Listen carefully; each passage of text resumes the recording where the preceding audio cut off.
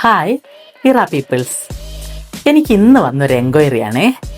ഒരു കുട്ടി എനിക്ക് നല്ലൊരു ഗ്ലാസ് സ്കിൻ മേക്കപ്പ് വേണം മാഡം, പക്ഷേ എൻ്റെ സ്കിൻ ടെക്സ്ചർ ഒന്നും മാറുകയും ചെയ്യരുത് എന്ന്. അപ്പോൾ തന്നെ ഞാൻ ആ കുട്ടിയോട് കൊടുത്ത റിപ്ലൈ ആണ് ഇപ്പം നിങ്ങളിലേക്കും കൂടി എത്തിക്കുന്നത്.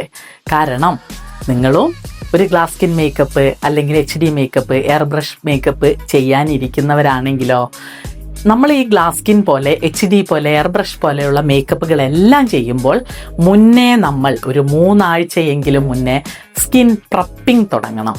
നമ്മൾ പ്രിപ്പയർ ചെയ്തിരിക്കണം. പെട്ടെന്ന് തന്നെ ഒരു ഗ്ലാസ് സ്കിൻ മേക്കപ്പിലേക്ക് വരുമ്പോൾ നമുക്ക് വൈറ്റ് ഹെഡ്സ്, ബ്ലാക്ക് ഹെഡ്സ്, അതേപോലെ പിമ്പിള്, ഈ പെറ്റൽസ് പോലെ ഇരിക്കുന്ന വരണ്ട ചർമ്മക്കാർ, സെൻസിറ്റീവ് ചർമ്മക്കാരാണെങ്കിൽ പെറ്റൽസ് പോലെ ഇരിക്കുന്ന ഭാഗങ്ങളെല്ലാം ഉണ്ടായിരിക്കും.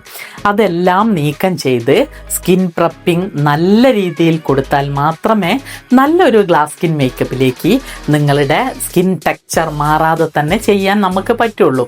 അല്ലാതെ നമ്മൾ ഗ്ലാസ് സ്കിൻ മേക്കപ്പ് ഒന്നുമില്ലാതെ ഫ്രീലാൻസർമാർ ചെയ്യുന്നതും നിങ്ങൾ കണ്ടിരിക്കാം. അതെങ്ങനെയാണെന്ന് വെച്ചാൽ നന്നായിട്ട് പുട്ടിയടിച്ച പോലെ ആയിരിക്കും. നിങ്ങളുടെ ഫേസ് അങ്ങനെ തന്നെ ജെമിനി ആപ്പിൽ കാണുന്ന പോലെ മാറ്റി വെച്ചിരിക്കും. ആ രീതിയിൽ വേണ്ട എന്ന് പറഞ്ഞ ഈ കുട്ടിക്ക് വേണ്ടിയിട്ട്, ഈ കുട്ടിയെപ്പോലെ ഉള്ള സജഷൻ ഉള്ളവർക്ക് വേണ്ടിയിട്ടാണ് ഞാൻ ഈ ഒരു മെത്തേഡ് പറഞ്ഞു തന്നത്. സാധാരണ ഒരു നല്ല HD ഗ്ലാസ് സ്കിൻ അല്ല എങ്കിൽ എയർ ബ്രഷ് മേക്കപ്പ് ചെയ്യുന്നവരെല്ലാവരും 3 ആഴ്ചയെങ്കിലും മുന്നേ, ഈ മേക്കപ്പിൻ്റെ 3 ആഴ്ചയെങ്കിലും മുന്നേ സ്കിൻ പ്രിപ്പയറിങ് തുടങ്ങേണ്ടത് അത്യാവശ്യമാണ്.